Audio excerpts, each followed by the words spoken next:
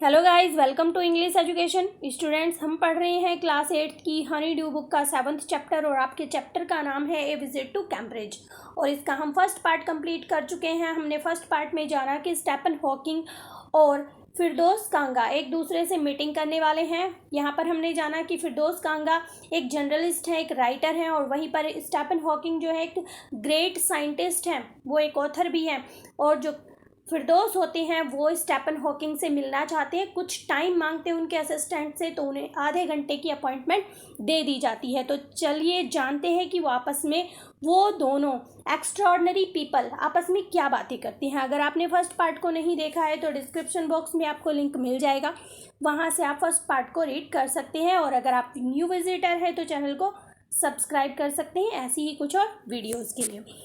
तो देखते हैं। I have not been brave said the disembodied computer voice the next afternoon। अब meeting के लिए टाइम ले लिया जाता है, अगले दिन दोपहर की बात होती है। तो यहाँ पर स्टीफन हॉकिंग कहते हैं कि मैं बहुत ज़्यादा बहादुर नहीं हूँ, यानी कि मैं बहुत ज़्यादा ब्रेव नहीं रहा हूँ। वो आवाज़ कहती है, यानी कि वो मतलब आपको पता है वो डिसेबल थे तो वो बोल भी नहीं पाते थे, तो कंप्यूटर से वॉइस आती है। वो कहते हैं कि मैं ज़्यादा बहादुर नहीं रहा हूँ। I have had no choice, वो कहते हैं कि मेरे पास और कोई चॉइस भी नहीं थी। श्योरली आई वांटेड टू से living creatively with the reality of this integrating body was a choice. अब यहाँ पर फिरदौस कहते हैं, जो ऊपर बात की गई है वो स्टीफन हॉकिंग के द्वारा बात बताई गई है कि मेरे सामने और कोई चॉइस भी नहीं थी, मुझे ऊपर उठना पड़ा, मुझे बहुत कुछ करना पड़ा। तो यहाँ पर जो फिरदौस है वो कहते हैं मैं कहना चाहता था, क्या कहना चाहता था कि living creatively with a reality of his disintegrated body was a choice, कि इस तरह के शरीर के साथ रहना, क्रिएटिवली रहना क्या एक चॉइस है, क्या एक चॉइस थी। बट आई कीप क्वाइट, साथ में वो कहते हैं कि मैं चुप रहा, लेकिन मैंने ये बात नहीं कही। Because I felt guilty every time I spoke to him. क्यों चुप रहा? क्योंकि वो कहते हैं कि मैं जो हूँ गिल्टी फील कर रहा था, मुझे बहुत बुरा लग रहा था कि मैं उनसे बात कर रहा था। फोर्सिंग हिम टू रेस्पॉन्ड, वो बोल नहीं पाते थे और मैं उन्हें फोर्स कर रहा था हर एक बात का जवाब देने के लिए, इसलिए मैं गिल्टी फील कर रहा था। There he was tapping a little switch in his hand, trying to find the word on the computer with the only bit of movement left to him his long pale finger। तो देखिए वो किस तरह से, ऊपर बताया कि वो रेस्पॉन्ड करते थे, इसके लिए मैं गिल्टी फील कर रहा था।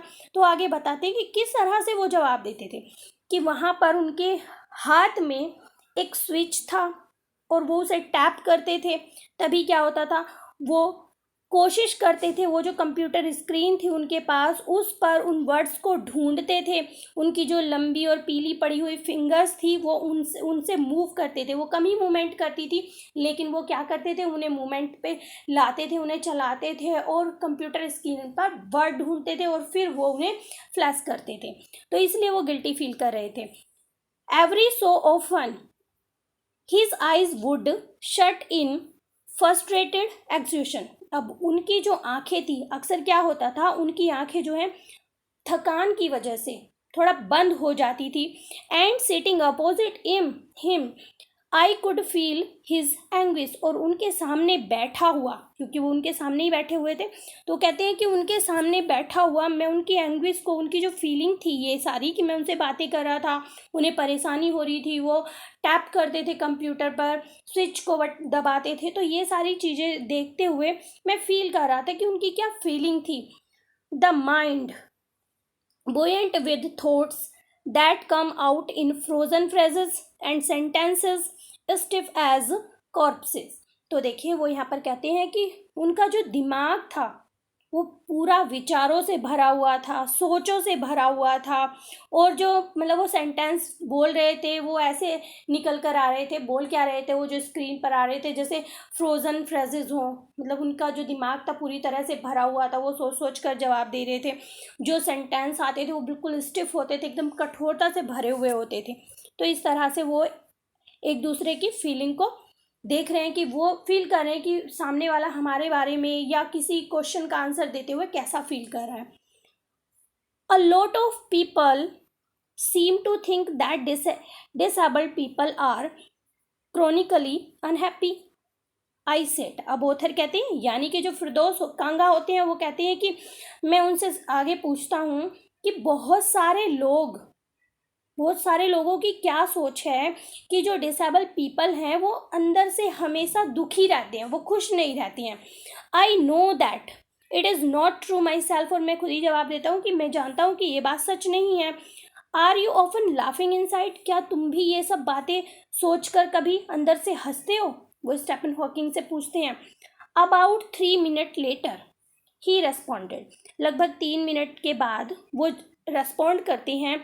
आई find it amusing when people patronise me. और वो क्या कहते हैं कि मुझे बहुत एज्यूमिंग लगता है, बहुत फनी लगता है जब लोग मुझ पर दया दिखाते हैं. पैट्रोनाइज, दया दिखाना. And do you find it annoying when someone like me comes and disturbs you in your work. अब जो फिरदौस कांगा है वो फिर पूछते हैं कि क्या मेरे जैसे लोग जब तुम्हें डिस्टर्ब करते हैं तुम्हारे काम में, तुमसे मिलने आते हैं, तो वो कहते हैं कि क्या ये चीज़ें तुम्हें डिस्टर्ब करती हैं, एनॉय करती हैं. The answer flash yes. तभी जो आंसर आता है वो यस में आता है. Then he smile in his one way smile and I knew. अब वो जो है मुस्कुराने लगते हैं, अपने तरीके से मुस्कुराने लगते हैं. वो कहते हैं कि मैं जान गया. विदाउट बीइंग सेंटिमेंटल और सिली, मतलब बिना किसी मूर्खता के, बिना किसी भावना के, मैं क्या समझ गया. That I was looking at one of the most beautiful man in the world. कि मैं किसके साथ बैठा हूँ, मैं किसको देख रहा हूँ. मैं उसी इंसान के साथ बैठा हूँ जो इस संसार में सबसे ज़्यादा सुंदर है. A first glimpse of him is shocking because he is like a still photograph. अब जो उनकी पहली झलक थी वो शॉकिंग करने वाली थी. क्यों? क्योंकि वो बिल्कुल ऐसे थे जैसे कि स्टिल फोटोग्राफ हो, जैसे कि एक फोटोग्राफ हो. वो मूवमेंट नहीं करते थे, बिल्कुल ऐसे बिना हिले डुले बैठे रहते थे. As if all those pictures on of him in magazines and newspapers have turn 3D. तो वो क्या कहते हैं इस बात को देखकर कि वो जो सारी पिक्चर्स मैगजीन्स पर और न्यूज़पेपर में दिखाई जाती हैं वो कैसी होती हैं, वो 3D होती हैं. Then you see the head twisted sideways into a slump. तो देखिए अब वो उनकी फिजिकल अपीयरेंस के बारे में बताते हैं और वो कहते हैं कि उनका जो हेड था वो बिल्कुल एक तरफ मुड़ा हुआ था, उनके कंधे की तरफ. द टोर्सो कहा गया है upper part of the body. Shrunk inside the pale blue shirt. और उनकी जो बॉडी थी, ऊपर का जो शरीर था वो बिल्कुल सिकुड़ गया था. उनकी जो शर्ट थी येलो कलर की जो भद्दी पड़ी हुई थी उसके अंदर. The wasted lag. और उनके जो पैर थे वो बिल्कुल बेकार थे, यानी कि वो उनसे कुछ काम नहीं कर सकते थे.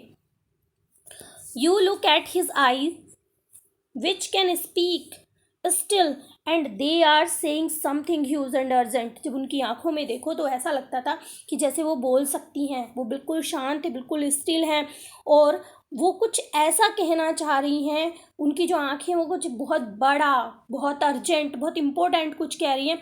It is hard to tell what. लेकिन ये बताना बहुत मुश्किल था कि वो क्या था. But you are shaken because you have seen something you never thought could be seen. लेकिन तुम जो हो हिल जाते हो ये सब चीज़ें देखकर. क्यों? क्योंकि तुमने कभी ऐसा सोचा भी नहीं होगा कि तुम जो है ऐसी चीज़ देख पाओगे, मतलब ऐसे इंसान से तुम मिल पाओगे जो इतना ग्रेट है. Before you like a lantern whose wall are worn so thin you glimpse only the light inside is the incandescence of man. तो यहाँ पर वो कहते हैं कि आपके सामने वो कैसे लग रहे हैं, जैसे कि एक लांटेन का उन्होंने उदाहरण दिया है कि उसका जो ग्लास है वो बिल्कुल पतला हो गया है, बिल्कुल घिस गया है और उसके अंदर जो लाइट है उसकी झलक आ रही है. तो इसी तरह से वो कहते हैं कि वो ऐसे दिखाई दे रहे थे. उनका मतलब इनर ग्लो था वो बिल्कुल सामने आ रहा था. कहते हैं कि उनका भी इनर ग्लो, उनके अंदर की जो लाइट थी वो बिल्कुल साफ नज़र आ रही थी. The body most irrelevant exits only like a case made of shadow. उनकी जो बॉडी थी, उनका जो शरीर था, वो बिल्कुल कैसा दिखाई दे रहा था कि मतलब एक केस है, एक बॉक्स की तरह दिखाई दे रहा था जिसकी शैडो आती है। बॉक्स का क्या मतलब होता है कि वो बिना हिले डुले ऐसे ही रखा रहता है, तो मतलब उनके बॉडी का कंपैरिजन वो एक केस से करते हैं, एक बॉक्स से करते हैं जिसकी शैडो आती है। So that I know believer in eternal soul know that this is what each of us is, everything else is accessory। तो वो क्या कहते हैं यहाँ पर, मेरे जैसा इंसान, सो दैट आई नो, कि मैं विश्वास किस पर करता हूँ, मैं बिल्कुल विश्वास नहीं करता था जो देवीय शक्ति हैं। एटर्नल सोल का मतलब है यहाँ पर जो देवीय शक्ति है, मैं उन पर बिल्कुल भी विश्वास नहीं करता था। Know that this is what each of us everything else is accessory. तो वो कहते हैं कि वो सारी चीज़ें जिन पर वो विश्वास नहीं करते थे, वो अब उन पर विश्वास करने लगते हैं। वो कहते हैं कि ये सारी चीज़ें हैं, मतलब अंदर की जो सुंदरता है वो बहुत ज़रूरी है, हमारा जो मन है वो बहुत ही इम्पोर्टेंट है, और ये जो सारी बाहर की फिजिकल अपीयरेंस है ये एक्स्ट्रा है, ये बेकार की है, ये केवल दिखावे की है। What do you think is the best thing about being disabled? I had asked him earlier. फिर मैं उनसे आगे क्या पूछता हूँ, what do you think is the best thing about being disabled, कि डिसेबल्ड होना क्या बेस्ट थिंग है? I do not think there is anything good about being disable. वो कहते हैं, यानी कि स्टीफन हॉकिंग जवाब देते हैं कि नहीं, इसमें कुछ अच्छा नहीं है, डिसेबल होने में कुछ अच्छा नहीं है। I think I said you do discover how much kindness there is in the world. वो कहते हैं कि यहाँ पर फिरदौस कहते हैं कि अगर आप डिसेबल होते हो, आपको कोई प्रॉब्लम होती है, अपंग होते हो आप, तो आपको पता चलता है कि जो लोग हैं, संसार के जो लोग हैं, वो किस तरह से कितनी दया तुम पर दिखाते हैं। Yes he said. वो कहते हैं कि हाँ ऐसा तो है। It was a disadvantage of his voice synthesiser that it could convey no inflection.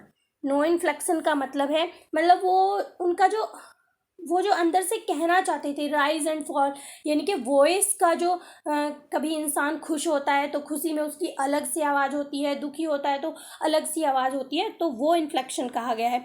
तो यहाँ पर जो फिरदौस है वो कहते हैं कि बस एक ही डिसएडवांटेज था उनकी वॉइस का, कि उनका जो इन्फ्लेक्शन था वो मैं नहीं समझ पा रहा था कि वो खुश होकर कह रहे हैं इस चीज़ को या दुखी होकर कह रहे हैं।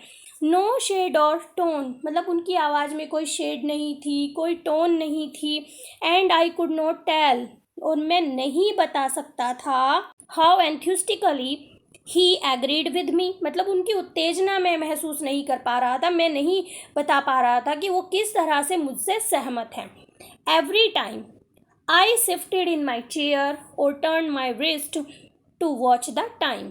अब यहाँ पर जो फिरदौस है वो कहते हैं कि मैं अपनी चेयर पे शिफ्ट हो रहा था, यानी कि सही से बैठने की कोशिश कर रहा था या कभी उठ रहा था, और बार बार मैं अपनी घड़ी में टाइम देख रहा था। I wanted to make every one of our 30 minute count, और मैं क्या चाहता था कि हर कोई हमारे उस 30 मिनट को काउंट करे। I felt a huge relief and acceleration in the possibilities of my body. वो कहते हैं कि मुझे बहुत ज़्यादा रिलीफ महसूस हो रहा था उनसे बात करके। क्यों? क्योंकि वो समझ गए थे हर एक चीज़ पॉसिबल है, हमारा शरीर भले ही डिसेबल है, लेकिन हर एक चीज़ पॉसिबल है। उनसे मिलकर, उनसे बात करके मुझे बहुत ज़्यादा आराम मिल रहा था। How little it mattered then that I would never walk or even stand. वो कह रहे हैं कि ये बहुत कम मैटर करता है, ये इसका कुछ मतलब नहीं है कि मैं चल नहीं सकता, मैं स्टैंड नहीं कर सकता, मैं खड़ा नहीं हो सकता। यानी कि उनका कहने का मतलब ये है, स्टीफन हॉकिंग को देखकर उन्हें ऐसा लगता है कि हर एक चीज़, डिसेबल होने के बावजूद भी हर एक चीज़ को इंसान कर सकता है, पॉसिबिलिटी है हर एक काम को करने की। और ये जो सारी चीज़ें हैं कि हम वॉक नहीं कर सकते, हम स्टैंड नहीं कर सकते, ये सब चीज़ें मैटर नहीं करती हैं। I told him how he had been an inspiration beyond cliche for me, वो उन्हें आगे कहते हैं कि आई टोल्ड हिम, मैं उन्हें बताता हूँ कि किस तरह से वो मेरे लिए कमाल के इंस्पिरेशन रहे हैं, कमाल के इंस्पिरेशन रहे हैं, एंड श्योरली फॉर अदर, और वो बताते हैं कि वो दूसरों के लिए भी एक इंस्पिरेशन रहे हैं। Did that thought help him, वो आगे उनसे क्वेश्चन करते हैं कि क्या इस तरह के थॉट कि वो दूसरों के लिए इंस्पिरेशन है, ये आपकी मदद करते हैं आपको और ऊपर उठने में? नो, ही सेड, उन्होंने कहा कि नहीं। And I thought how foolish I was to ask, अब जो फिरदौस होते हैं वो क्या सोचते हैं कि मैं कितना मूर्ख हूँ कि मैंने इस तरह का क्वेश्चन उनसे पूछा।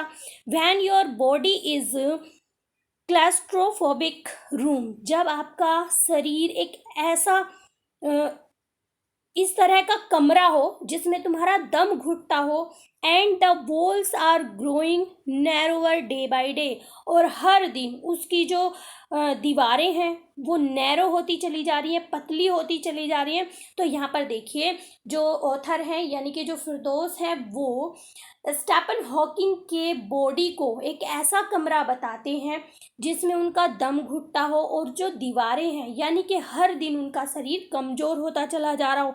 It doesn't do much good to know that there are people outside smiling with admiration to see you breathing still.